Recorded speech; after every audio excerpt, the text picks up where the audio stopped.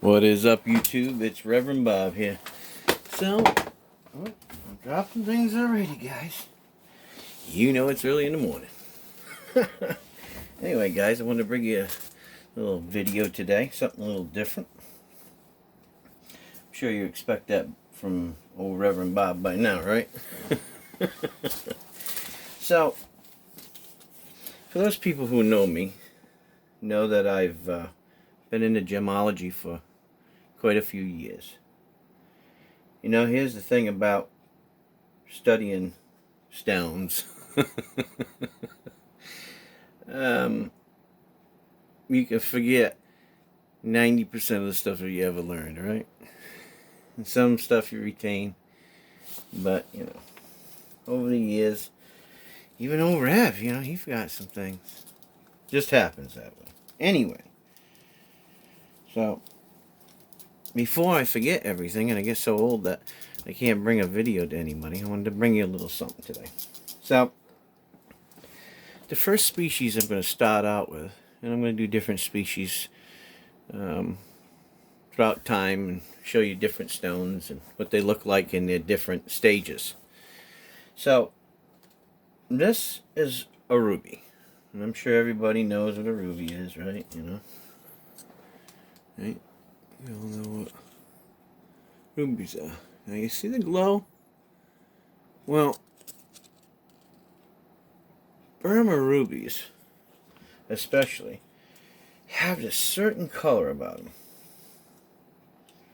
A certain glow. Now, most people don't know this, but most rubies are heated. Right? And so, how do you know that, Reverend Bob? Well, because I watched them do it. If you go to Burma or Myanmar or Africa, there's different places where you'll watch them actually heat the stone. And what it does is it changes the molecular structure of the inside of a ruby, and it fuses it. So, if you look, you see that color? See how it pops, that red glow? Well, let me tell you, that's a sure sign that it is definitely a ruby, right? A Burma ruby has a certain hue. The most expensive ones are the Burma rubies, right? So, because of their color, the hue, where they, you know, I mean, they are the best. Best of the best. At least to me. I mean, there's lots of beautiful stones out there from different regions, countries, but Burma is the most well-known and they're hard. They're now called Marimar. So let's not get too confused if somebody says, oh, the Marimar rubies. Well, the Marimar rubies are the same as the Burma rubies, okay? They just changed the name. And there's a political statement there, and I don't even want to get into that part. But anyway, so let me take you through the different stages here. So, this is what they call a host rock. Alright? See, guys? Just want to give you kind of a different view of it. My lighting is terrible today. But anyway. I'm going to give you, there we go, different viewpoint of the rock, right? See it? That's what they call a host rock. Now, if you look right here by my thumb, you see that right there? That's a ruby in its natural state. See it? Beautiful, huh? Now, you'd never know that, right? Well, here's another one. See it? You see a little baby ruby right there by my thumb. See them little baby rubies right there? See if I can get the light over there, right? There we go. Now, there's a little secret about this rock. So when I got a bunch of them in, I was digging. You ready? Look at this. I broke it open. And to my surprise, look at that lovely goodness in there. Now, most people would have never even known it was in there. I'm sure the people that sold it to me didn't know it either. And I bought like, I don't know, 200 or 300 pounds of stone, so pretty neat, huh? It's cracking away, and I found it, right? So this is what they call a host rock. Now, once you break it out of the host rock, and you get these pieces, right? Just regular old pieces. Now, some of them can be a different color. The darker the color that it is in this stage, right? In this rough cut stage.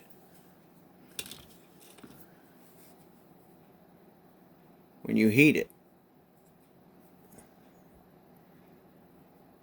it's going to really be that nice pitch and blood red. Now this stone right here will probably turn really, really red. I just got a feeling. I haven't done it yet, but anyway. And then once you heat it, then you come out with a color like that. Alright? Come out with a color like that. Let's see if I can. Shit. So come out with a little nice hue, that nice. Look at that. Beautiful, huh? Anyway, so you come out with something like that. Now I'm doing it without light so you can see it too. See it?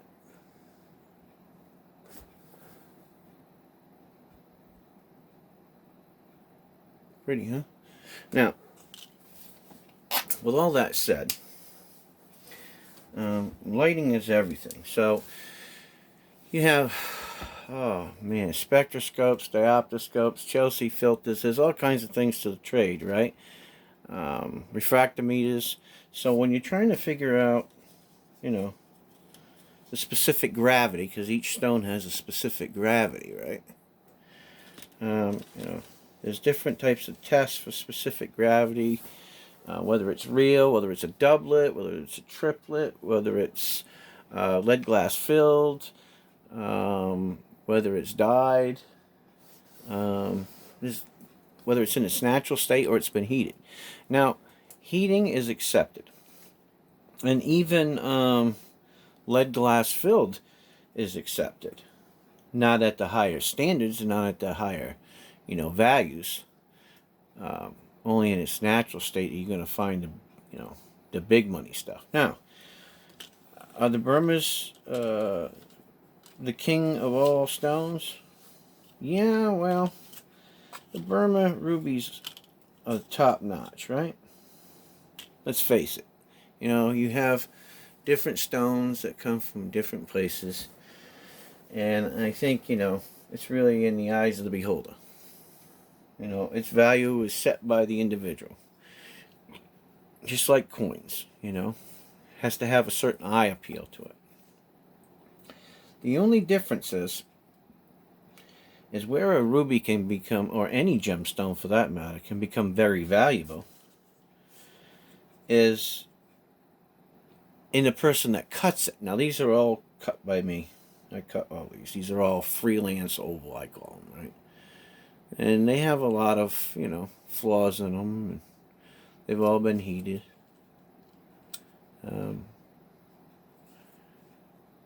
Are they the best rubies in the world? No, probably not. They're the most expensive one, but they're pretty. And unless you're really trying to get nitpicky with them,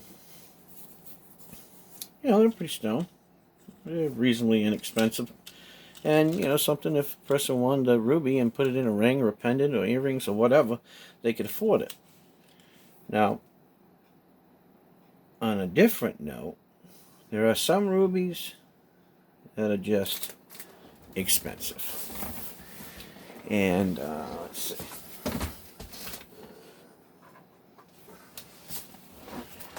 So this ruby.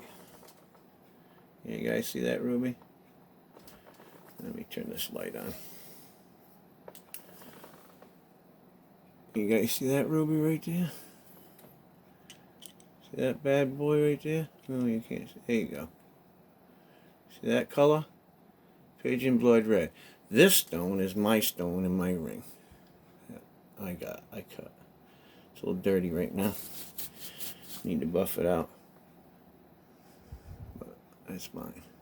Beautiful, ain't it? Okay. So, anyway. So you got your different colors, and people like different colors, and it's really subjective, just like coin grading, you know. The difference is they get really down and dirty, nitpicky when it comes to gemstones and evaluating, you know, what it is. You know, you have natural, you have synthetic. I mean, sometimes the synthetic stones are so beautiful, but and they're reasonably priced compared to buying a natural stone. Now, of course, you got to understand you have to have a host rock to make anything, whether it's a ruby or a sapphire or a diamond or whatever. Okay, you have to have the natural host of whatever it is. Now, this comes from the corundum family. Now, rubies, sapphires,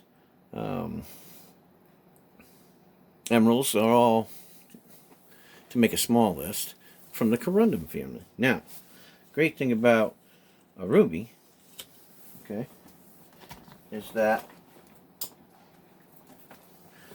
the ruby's hardness level,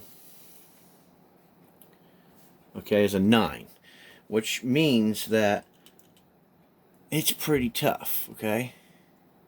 I mean, a 10 is a diamond. So, you know it's hard. It can wear well, you know, it's beautiful. It can take a lot of damage, you know, and it ain't easy to break a ruby. The things that you can tell a color of whiteness to it. Okay, you'll see, like in this one, you'll see a little bit of whiteness in it.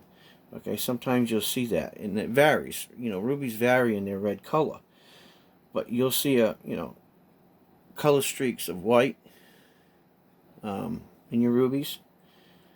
Not that this is important, but it has a refractive index of 1.62 to I think it's 1.77, something like that. I don't know, somewhere around there. It has a very, very low double refractive index. That means how the color, when the light hits it, you know, comes back at you. You know, how it reflects back at you to show the brilliance of the stone, right? Really, the red color has to do with what's inside of it, you know. What they call it, piochronism. It shows, you know, yellows, reds, deep carmine reds, exceptions, stuff like that, right? There's absorptions, you know, but how you can tell about the crystallization is if you look at this stone right here. It's probably the closest that I have out here. This is a hexagonal prism, because if you look at the way it looks, see that hexagonal shape? You can find that a lot of them have that. Now, if you take a look at the stone, you can see that, right? You can see that in that little baby. Sorry for the lighting today, guys. I'm just doing a quick video, which is never quick with me. You know how that goes. Anyways, that's hexagonal. So, and you can see that on that one too. See it? See how that little piece is hexagonal? So, just little things. What's in it?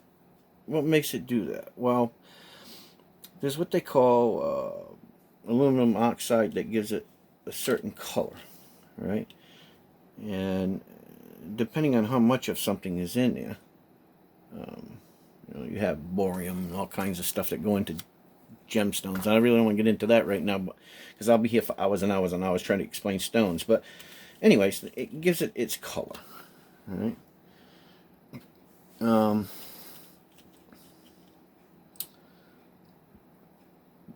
The word ruby, actually, I think it comes from comes from a term, Latin term, ruba.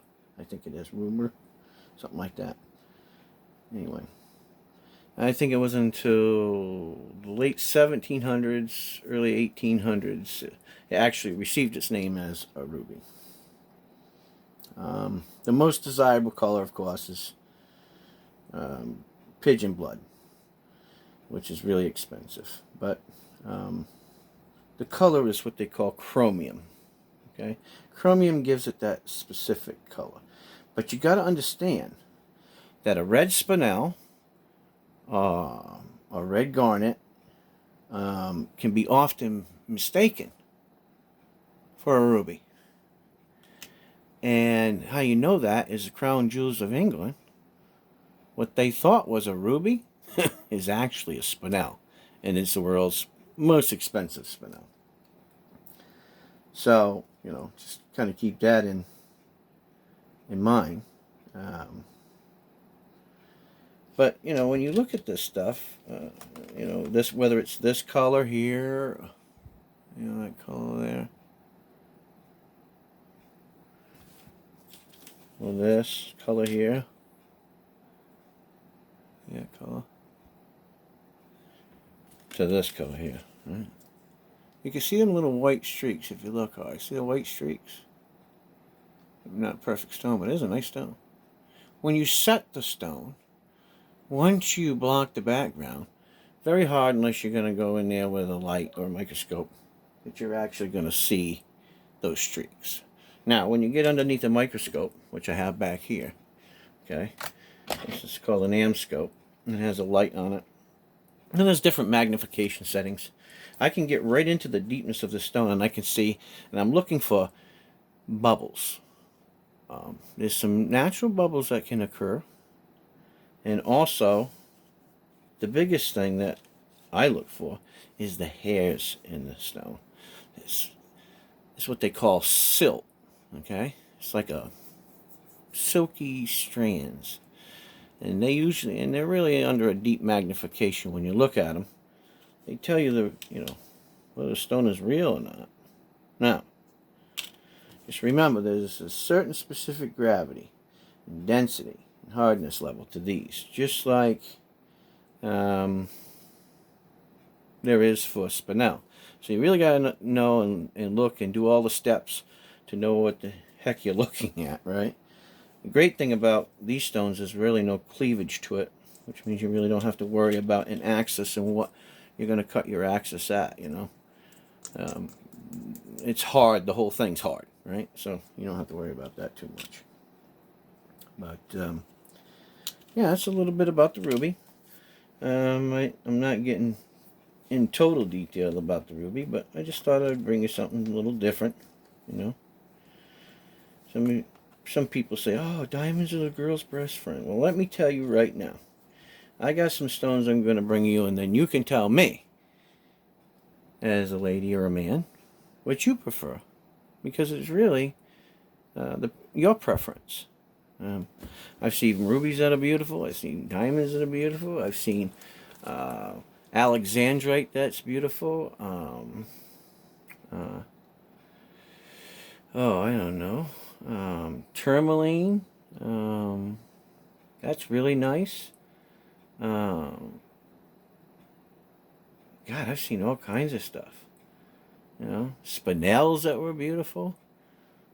I got a lot of stones that are beautiful. Now, probably one of my favorite stones, I'd have to say, is tanzanite. I love tanzanite. I love the color tanzanite. And it's one of them stones that, is often mistaken for a sapphire. Well, let me tell you, there's only one place in the world that you can get it, right? And that's Tanzania, right? There's a few mines there. And it's absolutely gorgeous. I mean, absolutely gorgeous. And I'll be bringing you some of them in the future. But anyway, so it's really, has to do with what your preference is, There's more diamonds in the world, guys, than there is anything. Plain and simple. And when it comes to beautiful rubies, there's a lot of them around. But Burma, I'd have to say, I don't know, Africa's got some really nice ones too. Has some of the best ones. Anyway, just thought I'd bring you a little educational video. I know some people probably say, oh, well, you didn't talk about this, and you didn't say that, and blah, blah, blah. Well, maybe I didn't, you know. Look, you can't be overcumbersome about everything. You know, getting down into it, I mean, educate yourself. There's plenty of books. There's plenty of online things that you can learn and check it out for yourself. You know, I'm just giving you a little bit of background on what I learned about gemstones.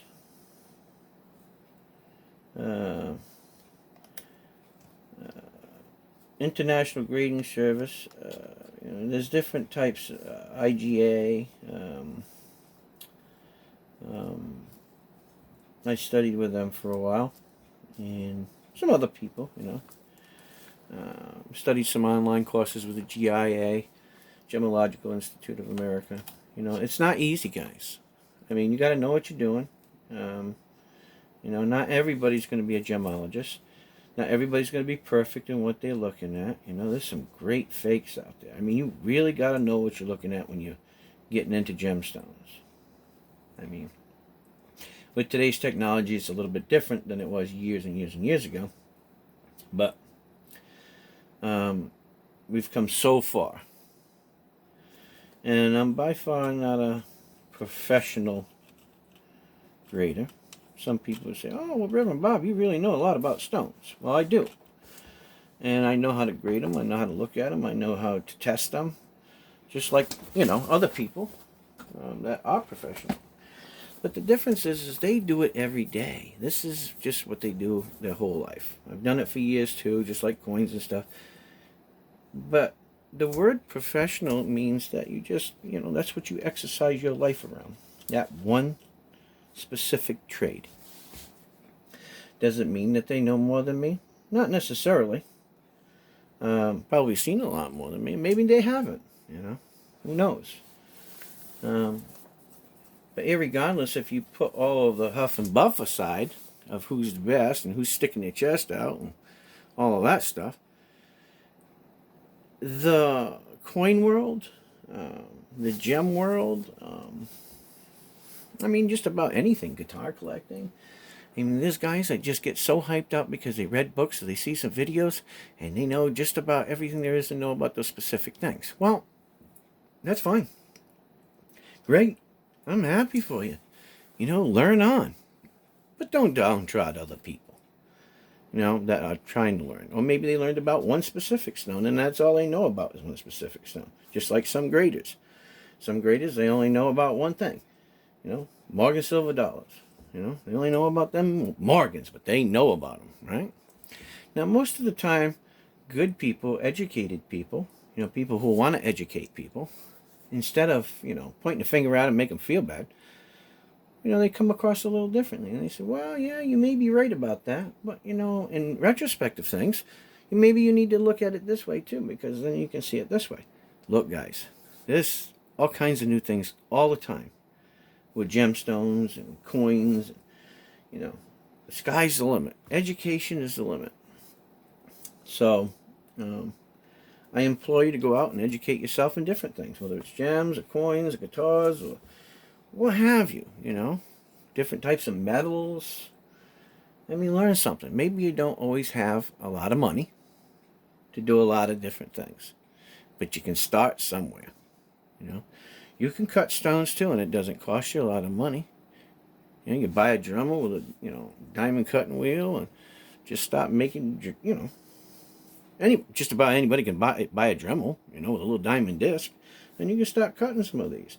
You know, you don't need a faceting machine, you know, high grade faceting machine and tumblers and, you know, all of that stuff. Start small, whatever it may be. Just like coins, you know. Maybe you want a Morgan dollar collection. You know, I talk a lot about Morgans because I love my ladies, but you don't have to buy the most expensive of something. Okay? Start out with the cheap stuff, the lower cost stuff. And no matter what you're doing, get to know it. Because if you can understand the lower grades, right? Sometimes the lower grades are much, much, much, much more difficult to grade something.